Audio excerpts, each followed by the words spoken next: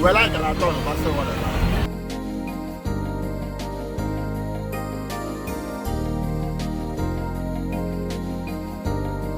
In the morning, I told you guys that I will come to Cemetery Road because of the plan of the commencement of the second phase of this road, which I believe so we come here specifically to get the current pictures, the current condition of the roads, so that we will be able to document them, keep them aside. Let me check something. Let me check. Yeah. Hello?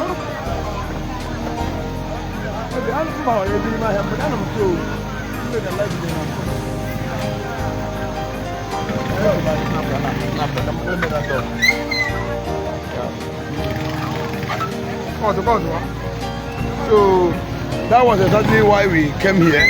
So because that time so cool down can we continue. If you watch closely, you can see the condition of the roads. The second phase of the cemetery is really bad. Really, not only now, everywhere the bad. In the middle of the road, you can get a heap of dumping of refuse. So Mazemba, I made this video so that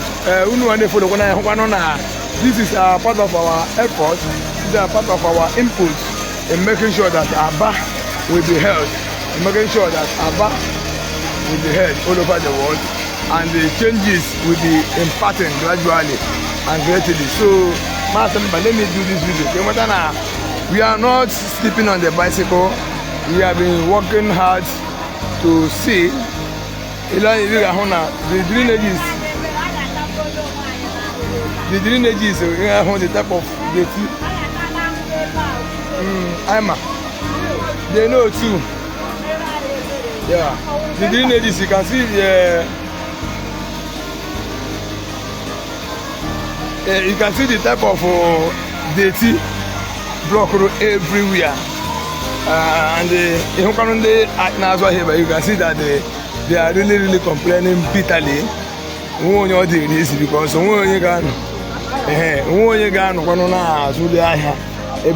bad this way. So Mazemba can make 1 or 2 before man take off. And we so many places that will be not a plan. I mentioned of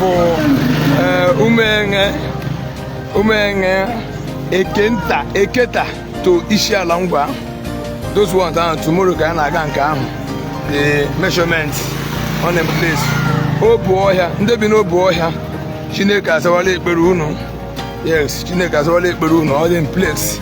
So even kind of now, many compressed cemetery roads from the way all the way to Susu roads, comprising along cemetery roads, connecting to cemetery by Omoma Road and the east environs. Even that they go captured. Some of the contractor will soon be mobilized, and some of the equipment are on site already. Again, another reason is like this cemetery road. I'm be a chair now, I'll be coming here in the night by the special grace of God. I'm a biachi.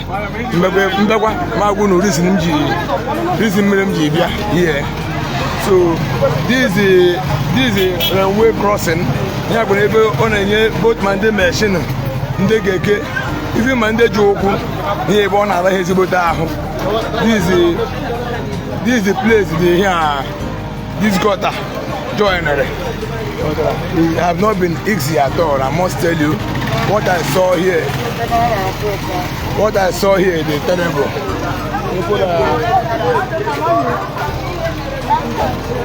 Yeah, you can see here even the bikes in all of them are saying the same cemetery by red. All of them are saying the same thing. because at least it will be easier for the business will also be easier for them.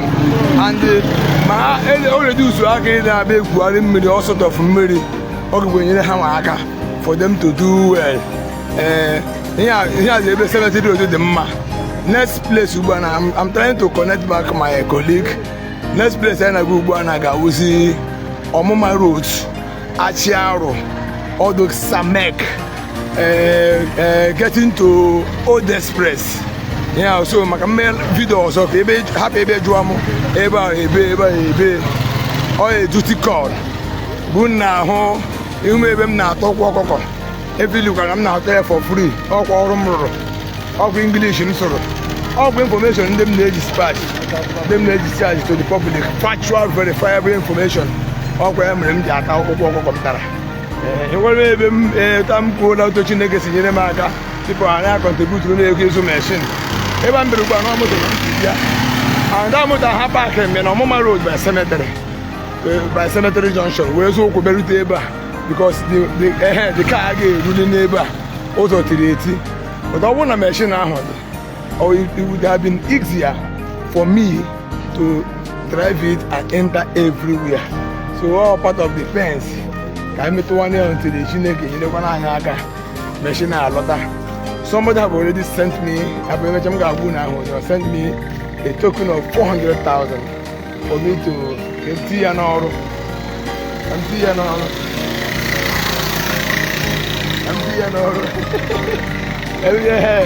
So people can make a complete ego machine. Machine I got a lot of Jesus. Amen. So any moment I'm gonna maybe end this live video now. Come with all those on Mama Road and this restaurant. Thank you for watching. Gab ascending the boom. Apart from